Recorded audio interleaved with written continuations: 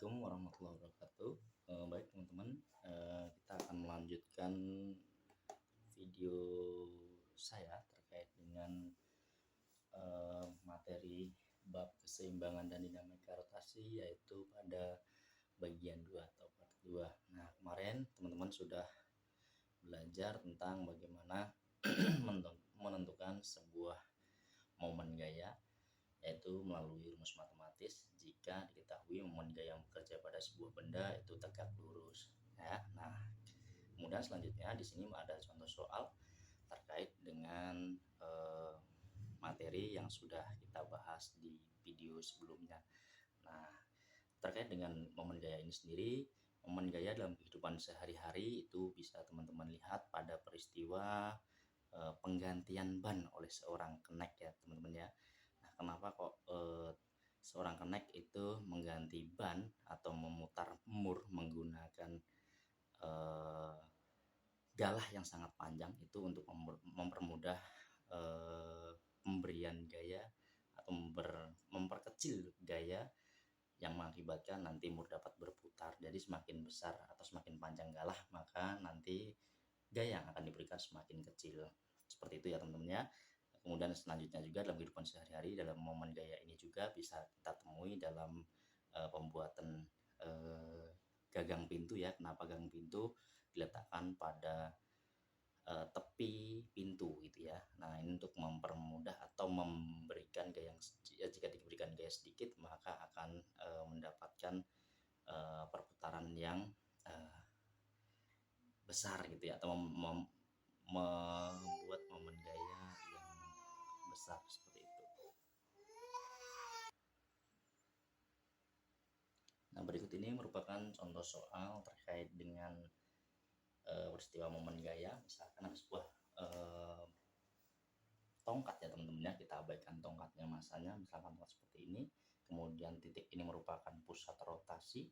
Nah, berarti seperti ini ya, misalkan kita ambil saja di sini pusat rotasinya, kemudian ada 4 orang anak nih memberikan gaya dengan besar masing-masing dan dengan jarak masing-masing. Misalkan si A ya anak teman-teman ya, memberikan gaya ke arah sini sebesar 40 Newton. Kemudian si B memberikan gaya dari sini ya, karena letaknya di sini teman-teman ya, ke arah bawah atau memberikan tarikan ataupun dorongan ke arah bawah.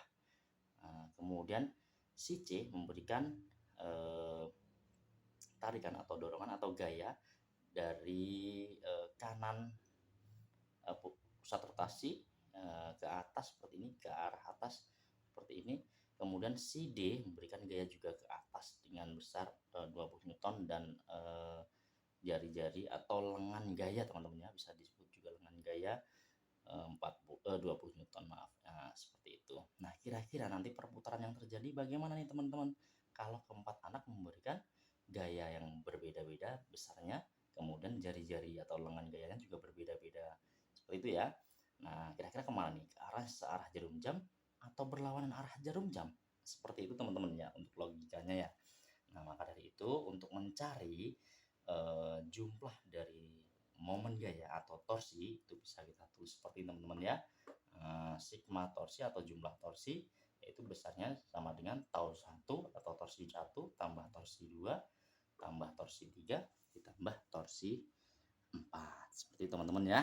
Nah, baik, dengan tidak mengabaikan yaitu dengan aturannya seperti yang kita sebutkan kemarin, jika dia searah jarum jam maka bernilai positif, dan jika berlawanan arah jarum jam maka bernilai negatif. Oke, gitu teman-teman ya. Coba kita kerjakan sama-sama. Berarti kita mencari tau 1 dulu, tau 2, tau 3 dan tau 4. Nah, bisa kita tulis di sini teman-teman. Tau 1 besarnya adalah kemarin rumusnya yaitu F1 kali R1. F1-nya berapa teman-teman? F1-nya yaitu 40. Nah, R1-nya berapa teman-teman? Ingat, R1 bukan berarti dari sini ke sini, tetapi dari pusat rotasi menuju ke daerah lengan atau gaya yang diberikan itu ya teman-teman ya, pusat gaya yang diberikan.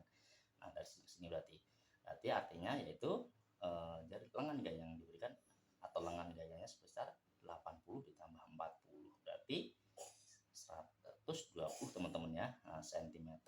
Kita ubah menjadi dalam Jadi 40 dikali 1,2 besarnya yaitu berapa teman-teman? Nah, pinter. Berapa? Nah, pinter. 48 Newton meter.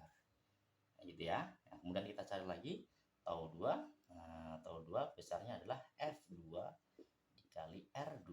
Dengan F2-nya itu besarnya 25 Newton dikali R2-nya. Berarti dari sini ke sini. Ya, dari pusat putaran atau pusat rotasi menuju ke gaya usikannya. Nah, berarti 80 cm. Kita jadikan dalam bentuk meter jadi 0,8.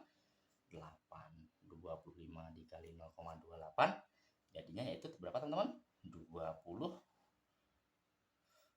Newton meter. Seperti itu teman-teman ya. Nah, selanjutnya setelah kita mencari tau 1, tau 2, kita juga harus mencari tau 3-nya. Tau 3 sama dengan F3 dikali R3.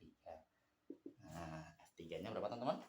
F3-nya yaitu 10 dikali dengan R3-nya, berarti dari sini pusat rotasi menuju ke sini yaitu 30 cm. Berarti 30 cm kita jadikan dalam bentuk meter menjadi 0,3. Seperti itu teman-teman ya. Jadi 10 dikali 0,3 menjadi berapa teman-teman?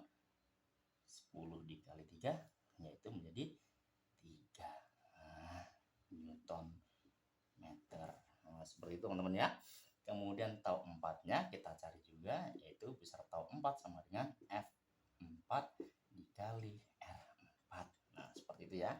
F4-nya bisa kita lihat di sini, yaitu 20 dikali R4-nya. Nah, berarti bukan 30, tetapi dari F4 sini menuju pusat rotasi. Berarti 30 ditambah 30, yaitu 60 cm, jadikan dalam bentuk meter, yaitu 0,6 meter. Itu ya teman-teman ya. Hasilnya adalah 12 Newton meter. Seperti itu teman-teman ya. Cukup mudah. Nah, kemudian selanjutnya yang apa yang kita cari teman-teman? Nah, yang kita harus perhatikan di sini adalah arahnya terlebih dahulu ya teman-teman ya, sebelum kita menjumlahkan ke semuanya. Nah, kita lihat nih arahnya. Ketika F1 memberikan gaya ke atas, pusat rotasinya di sini, berarti di sini ya. Nah, kira-kira searah atau berlawanan arah jarum jam nih teman-teman. Nah, ternyata searah jarum jam, maka nilainya positif. Kemudian F2-nya. Nah, kalau misalkan seperti ini pusat rotasinya diberikan gaya ke sini, maka berlawanan atau searah. Nah, ternyata berlawanan teman-teman ya.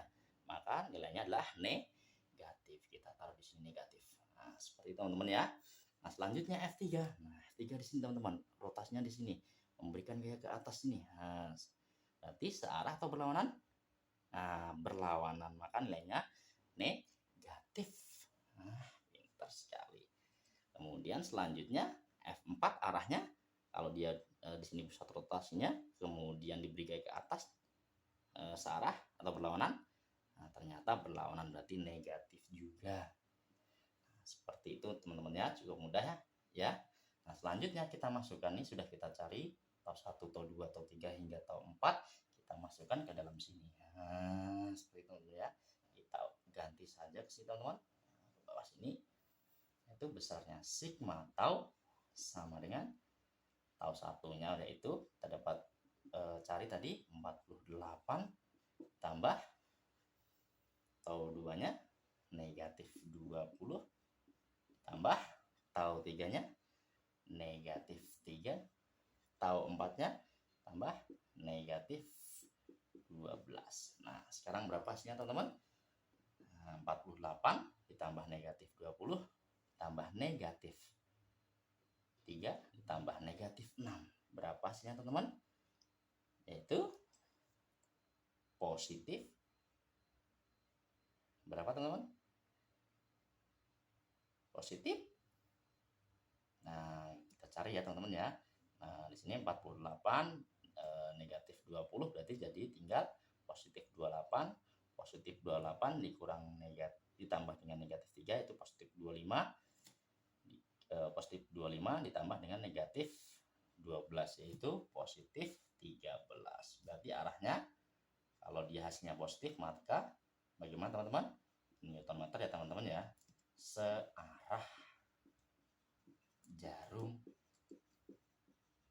jam. Nah, seperti itu. Nah, cukup mudah teman-teman ya. Baik, nanti selanjutnya kita akan belajar tentang seperti ini juga untuk kasusnya, tetapi dia tercipta atau terbentuk diberi gaya, tapi tidak tegak lurus, tetapi membentuk sebuah sudut. Nah, seperti ini ketika sebuah batang diberikan tarikan atau dorongan membentuk sudut. Nah, bagaimana ya kira-kira untuk mencarinya ya? Nah, akan kita lanjut di part ketiga seperti itu teman-teman ya. Baik, cukup sekian. Selalu ingat bahwa fisika itu asik dan menyenangkan.